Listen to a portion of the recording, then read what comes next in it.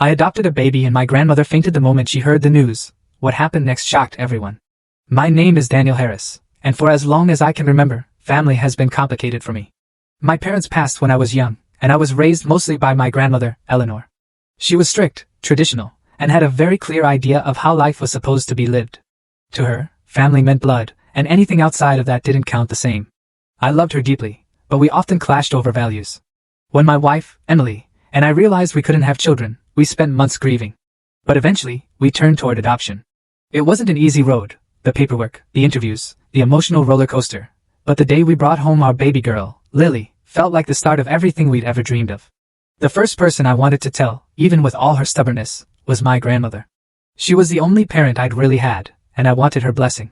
We invited her over for dinner, keeping the surprise quiet until we could share it face to face.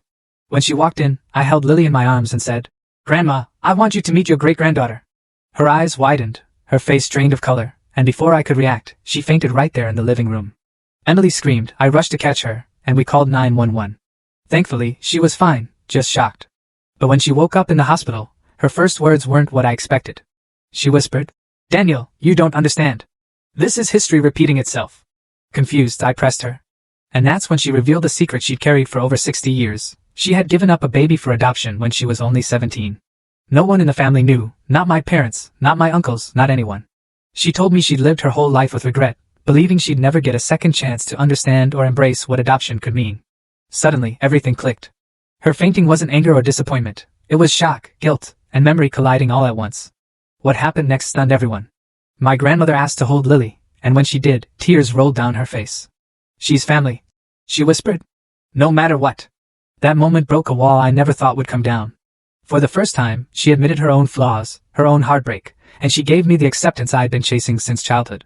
Word spread through the family, and instead of the judgment I feared, there was healing. My uncles, my cousins, they all rallied around us. Lily wasn't just welcomed, she became a bridge to a part of our family's past we never knew. I'd worried adoption might create distance with my grandmother, but instead, it uncovered the deepest truth. Family isn't defined by blood alone. It's defined by love, by choice, and by the courage to break cycles of silence. Looking back now, that shocking day feels like the beginning of something bigger. Not only did Emily and I gain a daughter, but my grandmother found redemption, and my family found a story we'll carry for generations. Lily didn't just join our family, she changed it forever. Full story added in below.